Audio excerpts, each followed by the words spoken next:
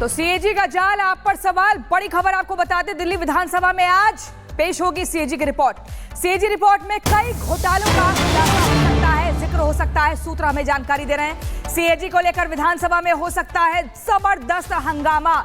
ये बड़ी खबर आपको बता रहे हैं। आज विधानसभा सत्र का दूसरा दिन है। दिल्ली विधानसभा में आज सीएजी की रिपोर्ट पेश होगी, जिसमें पता चलेगा कि पॉलिसी में गड़बड़ी, सरकार को कितना नुकसान हुआ। ये विभाग, आबकारी, अलग अलग विभागों को लेकर यहां पर पूरी जानकारी, पूरा ब्यौरा रखा जाएगा, ताकि दिल्ली की जनता को पता लग सके कि उसको क्या कुछ उसके सामने छिपाकर रखा और दिल्ली की जनता के नाक के नीचे किस कदर बड़े बड़े घोटाले हो रहे थे। और अब आपको बताते हैं कि सीएजी की रिपोर्ट जो पटल पर रखी जानी है, उसमें कितने विभाग है। उसमें 14 रिपोर्ट रखी गई है। विभाग कौन सा? सबसे पहला विभाग है आबकारी, जिससे लेकर के कई आरोप लगे, जेल तक मंत्रियों को और खुद मुख्यमंत्री रहे अरविंद केजरीवाल को भी जाना पड़ा था। आरोप क्या है? उन पर आरोप है पॉलिसी में गड़बड़ी से सरकार को नुकसान हुआ, ये आरोप है। और इसी के साथ आरोप है कि दिल्ली सरकार ने ये बड़ा घोटाला किया, शीश महल के निर्माण में अनुमान से अधिक खर्च किया। विभाग पीडब्ल्यूडी है, सर्वेंट क्वार्टर के निर्माण में धांधली की गई। पीडब्ल्यूडी विभाग पर यह आरोप लगे। तो विभाग सिंचाई है, जिसमें आरोप है यमुना नदी की सफाई में गड़बड़ियां की गई, गड़बड़ियों का जिक्र किया गया है। स्वास्थ्य विभाग की अगर हम बात करें तो मोहल्ला क्लिनिक में अनियमितताएं थी। ये आरोप बीजेपी पहले भी लगाती रही है और अब सीएजी की रिपोर्ट के माध्यम से जो सच है वो सामने आएगा। स्वास्थ्य विभाग में उपकरणों की कमी से हफ्ते भर बंद रहे हैं मोहल्ले क्लिनिक। हफ्तों तक मोहल्ले क्लिनिक को इसी वजह से बंद किया गया था। तो ये ऐसे विभाग है जिन्हें लेकर के अब सीएजी की रिपोर्ट आज पटल पर पेश की जानी है। और इसी खबर पर हमारे सहयोगी विवेक हमारे साथ जुड़ गए हैं। विवेक, आज का दिन दिल्ली की जनता के लिए भी बेहद खास है, क्योंकि काफी कुछ पता चलेगा, चाहे वो यमुना को लेकर करप्शन हो, इसके अलावा मोहल्ला क्लिनिक को लेकर करप्शन हो। मतलब फेहरिस्त काफी लंबी है।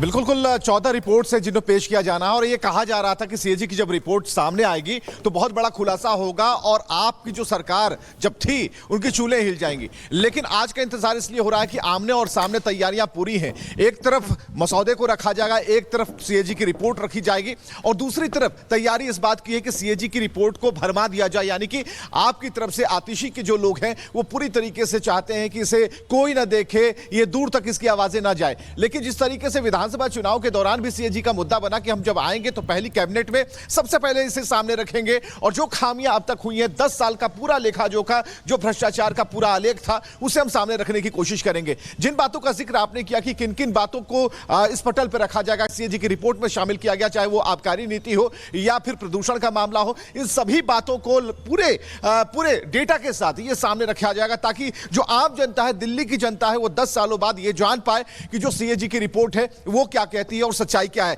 हालांकि इससे पहले जो आतिशी है वो कह चुकी है, चूंकि विधानसभा चुनाव के दौरान जब ये लोग आवाज उठा रहे थे तभी उन्होंने कहा था कि ये तो हमने विधानसभा अध्यक्ष को सामने रख दिया है सीएजी की रिपोर्ट। लेकिन बीजेपी क्या करना चाहती है ये समझ से परे है, ये भरवाने की कोशिश की गई। लेकिन अब जो सीएजी की रिपोर्ट आ जाएगी तो आमने सामने, खासकर दोनों ही महिला नेत्री हैं, एक तरफ आतिशी हैं, एक तरफ रेखा गुप्ता है, तो आमने सामने की लड़ाई होगी और इस पर चर्चा होगी, बातचीत होगी और ये देखना होगा कि जो आप कि पार्टी के जो नेता है या फिर जो विपक्ष की नेता है, बिल्कुल जो सच है वो सामने आएगा सीएजी की रिपोर्ट के माध्यम से। और जाहिर सी बात है कि जब दिल्ली विधानसभा का सत्र आज शुरू होगा तो हंगामेदार रहने वाला है। बीजेपी का दावा है कि सीएजी रिपोर्ट में आम आदमी पार्टी के कट्टर ईमानदारी वाली जो छवि है उस पर चोट होने वाली है। आखिरकार कैसे, इस रिपोर्ट में आपको समझाते हैं।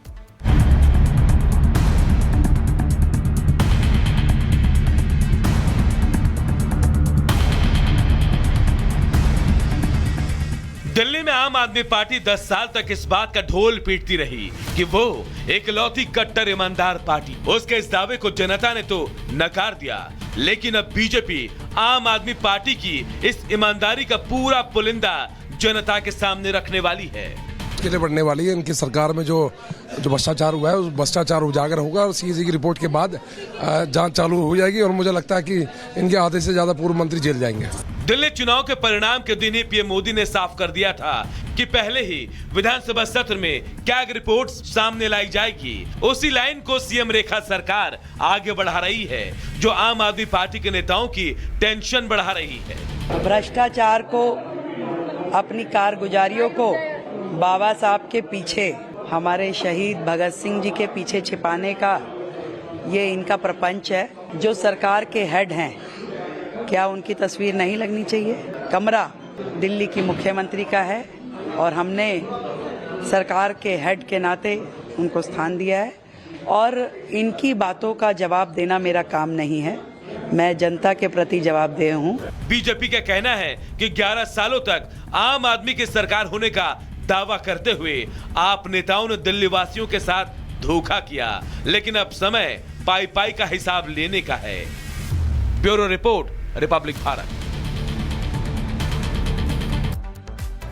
तो दिल्ली बीजेपी के अध्यक्ष वीरेंद्र सचदेवा ने कहा कि केजरीवाल सरकार करप्शन में डूबी हुई थी, जिसका पर्दाफाश किया जाएगा। सुनिए। सीएजी की रिपोर्ट आम आदमी पार्टी के काले कारनामों का चिट्ठा है और ये हमने चुनाव में दिल्ली की जनता से वादा किया था कि जिसने भ्रष्टाचार किया है उसको जवाब देना पड़ेगा। तो आज हम उम्मीद करते हैं कि माननीय उपराज्यपाल जी के भाषण के बाद सीएजी की रिपोर्ट पटल पर आएगी तो जितने भी इनके काले कारनामे हैं वो दिल्ली की जनता के सामने आएंगे।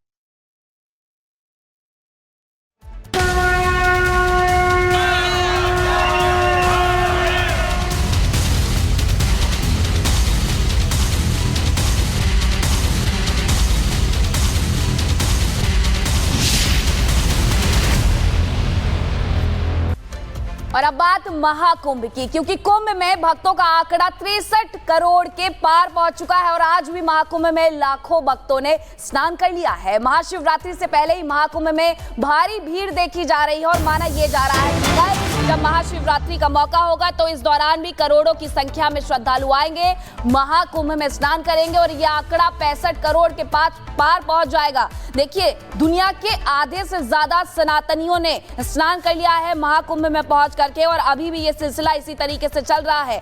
आज भी भारी भीड़ महाकुंभ में देखी जा रही है और कल महाशिवरात्रि, ऐसे में लोग पहले से तय करके आए हैं कि आज भी स्नान करेंगे, कल भी रुकेंगे और कल भी स्नान करेंगे और उसके बाद ही यहां से जाएंगे। 3 तस्वीरें आपको दिखा रहे हैं आस्था के महासंगम की और संगम में ही आप देख लीजिए कि किस तरीके से जो लोग हैं, जो श्रद्धालु हैं, उनकी भारी भीड़ देखने को मिल रही है। लाखों भक्तों ने स्नान कर लिया है और भीड़ के जो भी रिकॉर्ड है वो सब टूट चुके हैं। तो देखिए, आस्था का महासंगम है ये, इसलिए लोग 3 जगहों पर जा रहे हैं। महाशिवरात्रि के पावन पर्व से पहले काशी और अयोध्या में भी भक्तों का सैलाब उमड़ पड़ा है। महाकुंभ में आए भक्त स्नान के बाद काशी और अयोध्या में भी दर्शन करने के लिए जा रहे हैं। बाबा काशी विश्वनाथ के दर्शन के लिए लाखों भक्त वाराणसी की गलियों में मौजूद हैं। काशी में सुरक्षा के लिए सेंट्रल फोर्सेस को भी लगाया गया है और वहीं दूसरी तरफ अयोध्या में भी भगवान श्री राम के दर्शन के लिए लाखों लोगों की भीड़ मौजूद है। इन 2 तस्वीरों को देखकर समझा जा सकता है, लेकिन सेंट्रल फोर्सेस की मौजूदगी है ताकि लोगों को किसी भी तरह की कोई दिक्कत ना हो। आपको बता दें, महाकुंभ में अब तक 63 करोड़ लोगों ने डुबकी लगा ली है। आस्था की महाडुबकी लगाई गई है और पूरे देश की अगर आबादी की बात करें तो 140 करोड़ की जनसंख्या है और तस्वीरें हम आपको लगातार दिखा रहे हैं। तो ये तस्वीरें आपको दिखा रहे हो और इसके पहले किसी ने, राघवेंद्र, सोचा भी नहीं था कि अगर प्रयागराज में महाकुंभ होगा तो तस्वीरें इसी तरीके से अयोध्या और काशी से भी निकल करके सामने आएंगी। प्रयागराज में क्या खास तैयारियां कल के लिए की गई है महाशिवरात्रि के लिए और अंतिम स्नान है आखिरकार महाकुंभ का।